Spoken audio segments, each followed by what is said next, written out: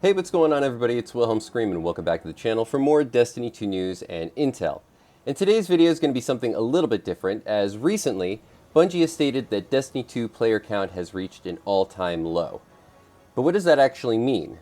Now, there's been a lot of speculation out there over how many players actually log on to Destiny 2 daily, but we finally have a way to actually put all this speculation to rest, as we now have numbers for all the platforms that Destiny 2 is based on. That's not just Steam, which has been the thing that most people have referred to up until this point. Steam numbers being very low at the moment, I believe only hitting about 15,000 players daily over the last month. But that leaves out a large majority, in the case that you'll find here, of players on console and on the Epic Game Store, which I think is a place that a lot of people forgot was actually a source of Destiny 2. Now, previously, it was stated that almost 40% of all the players on Destiny 2 were on Steam. So that would leave 60% through all the other platforms. However, that doesn't seem to actually be the case, and in the case of Destiny 2, it actually seems as though the majority of players are playing on the console. Now, this actually makes a lot of sense if you think about it, as Destiny 2 as well as Destiny were released only for console originally, and then moved to Steam, and they were actually even on Stadia for a small time, if anybody remembers that. Now, I don't know exactly why these numbers are made up the way that they are, but I would wager a guess that there's just simply more options on Steam in this particular space, that is the looter shooter or just MMO genre. And moreover, people who play on the console maybe tend more towards FPS, whereas people who play on PC really like MMOs maybe a little bit more, just on the margins. And that affects the overall player base quite a bit. So, as I said, we're going to jump into the numbers a little bit, and in this video I would love to hear everybody's thoughts and comments and feedback in the comment section down below about what you actually think this means for the future of Destiny 2. And we'll also talk a little bit about a shutdown of Bungie, previously stated by them themselves when player numbers were similar to where they are now. So as you can see, this great website, which I only just heard about, Popularity Report, and I believe that this is specifically for Destiny, although maybe it is for other games, but we're not going to worry about that right now. But this tracks all the daily player numbers through the history of Destiny 2 from its release. Now, this is combined on all platforms. So everything I mentioned before is in this data. So as you can see, at the launch of Destiny 2 across all the platforms, and I believe this actually excludes Steam at the launch, was almost 4 million players that was on a specific day. Now, obviously, there's a large drop-off, and then we hit the Curse of Osiris. There's a bit of a jump. But then towards the tail end of Curse of Osiris before the launch of Warmind, where player numbers rebounded to 1.3 million per day, we hit a really low number of in the low 400,000 players daily, which I'm sure a lot of people, when you hear about the Curse of Osiris and how terrible it was back then, and it was pretty boring, I have to say, would be very surprised to hear that there were still 400,000 people playing the game every single day, on average. More than that. I was surprised to see that as well. But when you compare it to now, we are at 250,000 every single day. Now, that's still actually a lot. Compared to other games, that's a ton. I remember when Halo 4 launched. Granted, that was only on Xbox 360, but I remember the 360 numbers were at about 100,000 players every single day for the first 3 months. And Halo 4, now granted that was a long time ago, was considered a huge success. And those were the type of numbers that Microsoft as well as 343 were really hoping to hit. So this is far exceeding that across all the platforms. But you also have to think that if this number includes Steam, which is only making up 15,000 of that overall 257,000 players, then the large majority, the vast majority of players are playing on console. Now, back in Curse of Osiris, when we hit these low numbers, Bungie had stated that they were about 5 weeks away from having to shut down the game entirely. So what does that mean for now when we've reached a lower player base than back in Curse of Osiris? Well, I don't think it means anything good. However, this was at the launch of a game within the first year. So a drop-off of that scale in the first year, I think, was a little bit more of a canary in the coal mine to Bungie to have to change whatever they were doing with this game. Because if things had continued to fall, they hadn't changed like they did in Warmind and then, of course, in Forsaken, they would have been in really big trouble. The fact that we are so many years into this game and still being able to pull almost the same amount of numbers as we did in the first year, though be it a bit less, and we are currently in a fairly unpopular expansion, if you want to call the Edge of Fate a full expansion. I think it's more of a half expansion, and we get the other half in Renegades. It means to me that A, Steam players are just not really that interested in this game anymore, but also have to be excluded from, I think, consideration when it comes to decision making for the future of the game. I don't think Bungie will get anything out of trying to entertain them. There's just too much competition on Steam, and the player base is just interested in more stuff. Consoles are the place of FPS, in my opinion, the place of Halo. They're really the place of Call of Duty. Of course, all of those things were available on Steam, but most FPSs, or at least modern FPSs, were designed to be played with a controller, and I think the majority of people who play them regularly are still playing on console with a controller. So, two things about the numbers. One, in my opinion, I don't think we should be quite as worried as people want to speculate that we should be, in that I don't think a lot of people would have guessed that there were over 250,000 players every single day still playing Destiny 2. But also that if you look at the peaks and valleys here, we had, of course, our major drop-off in Curse of Osiris, but then quite the rebound in Warmind. Huge rebound in Forsaken. And Forsaken was a really popular expansion. Most people would say probably the best expansion Destiny 2 ever had. But even there, you see after a initial rebound, I think of, I can't remember what this might have been, maybe the Black Armory, there was quite still the drop-off, and then maybe a little bit of a peak before the launch of Shadowkeep. That's usually players logging back on and making sure that they're prepared for the next expansion. But then once you see Shadowkeep launches, and into Beyond Light, even through Witch Queen, these peaks and valleys sort of level out, and we never really get too low beneath 1 million players every single day. Now that's for 3 years. Even into Lightfall, we never really got beneath, I would say on the average, 1 million players until towards the very tail end. Final Shape, which was considered to be sort of the big expansion, probably one of the best expansions since Forsaken, if you look at the actual overall number, really didn't compare to something like Shadowkeep, which again is much earlier on, but was also considered to be kind of a mediocre expansion. But this was during that period where Bungie had left Activision and they were on their own. People were almost thinking of them as sort of an indie studio before they joined Sony.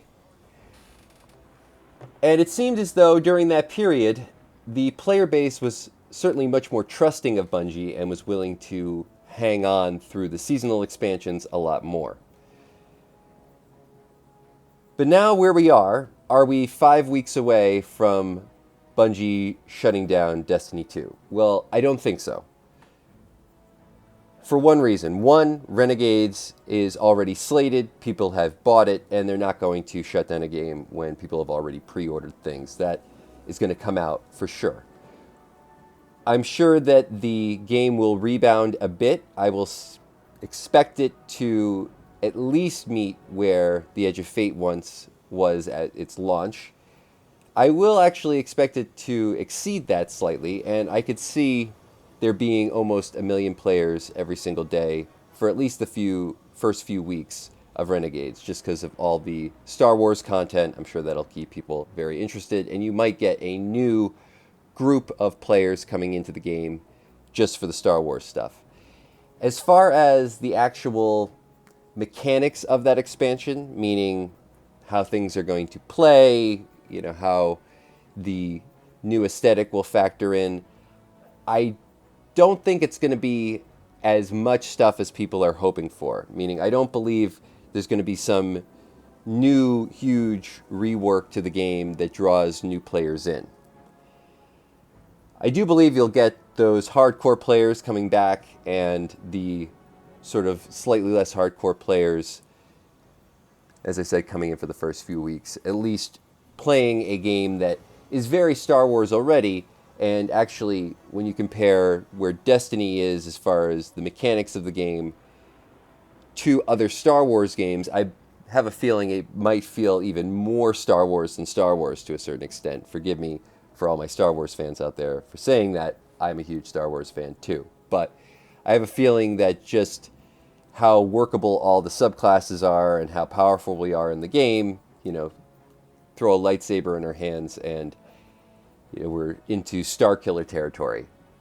Let me know if you know the reference there for all my Destiny players out there who don't play Star Wars games. So moving forward, how should Bungie, I think, rearrange their business model? Well, I think it actually comes down to one thing. Now, there's a ton of stuff that they could fix in the game, but really what I think everybody is missing at the moment, other than content and a power grind that feels essential or relevant and isn't just for the sake of gaining power. I've said before in previous videos, I always felt that power grind in this game is good, but it needs to serve a purpose, meaning it needs to grant you access to a thing. So you need to be able to grind power in order to get access to a thing, and that thing or that activity will ultimately give you the best rewards. That keeps it interesting.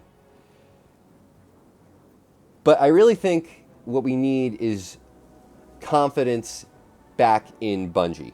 We need that to move forward. So, I think one thing would change everything. And looking back at where we were back in Shadowkeep when Bungie was on its own,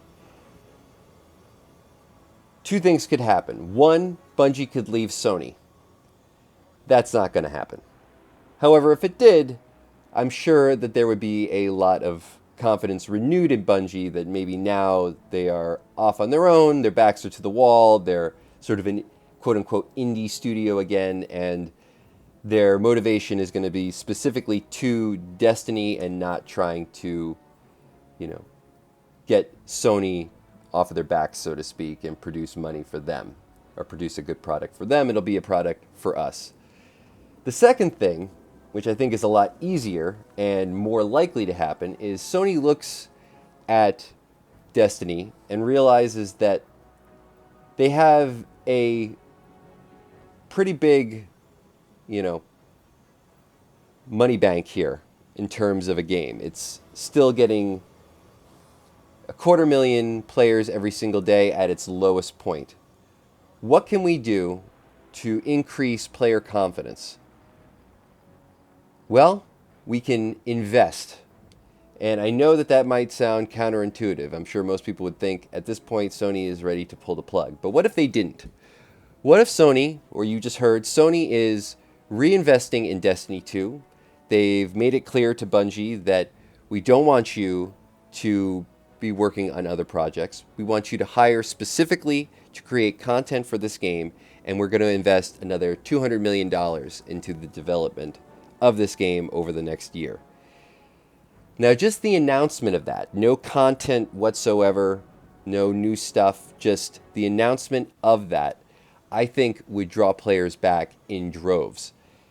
One, it would make players understand that there is still a lot of value in this game and it can be fixed so long as the company that's making it is focused on fixing it and not other things. But also that they are going to be getting some incredible content down the road. Again, if specifically that money is spent to reinvest in creating great content and catering to the player base that exists. Because obviously there are a lot of players that have accounts on this game. Currently, 71 million different people have played Destiny 2 and have a character somewhere in Destiny 2. Obviously, not all of them are playing, but that's a huge number. So I think if Sony decides to say, this is what we want the live service of this game because we don't have anything else in that market space, and that was initially why they acquired Bungie anyway, hoping that they would spearhead all their live service games moving forward. Bungie has failed to do that because I don't really think they knew how to do that. They just kind of got lucky, like they have so many times. Maybe the luckiest company in history, in my opinion.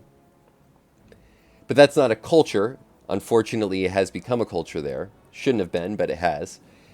I think a $200 million investment, maybe a rework of management, new hiring, specifically for future content in a year or so. I mean, $200 million will get you quite a bit. Would spearhead an interest back into the game, whereas players who might have quit would say, geez, Sony's investing that much money. There must be something I haven't played in a while. There must be something about this game that I might have missed. Maybe I'll go and I'll check out the new stuff, get myself familiarized with the game again before the really great stuff comes out in a year and a half, whatever.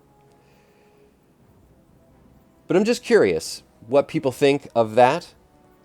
Of course, there are plenty of reworks to the game, quality of life stuff, leveling stuff, content stuff that need to change. But if Sony decides to take ownership of this thing, I think the best way to do it is by not shutting it down or not letting it just sort of die off, but actually investing money back into it. And I think very quickly we could see peaks in the same way we saw during Shadowkeep or Beyond Light or Witch Queen once again. And that's going to be it for all the information in today's video. A little bit more of an opinion-based rant, but let me know in the comments section down below what you think. If you think Bungie is close to shutting down Destiny 2, if you think Sony is closer to reinvesting, or if you think none of that's going to happen and it's just going to die off slowly. I personally still love Destiny 2. As I said before, I actually bought Borderlands 4 when it came out. I played it a bit. I would have thought that I was going to love Borderlands 4. I'd never actually played Borderlands before, but the games are very, very close and, content-wise. Both FPSs, both looter shooters. I actually thought that Borderlands 4 tier tree or, your ability tree was much more to my liking and much more to something I would have liked to see in Destiny 2. But still, I didn't find myself really being drawn to the game that much. And I think a lot of that comes from just the community of players on Destiny 2, the ability to sort of happenstancely run into somebody in the tower or play with your friends.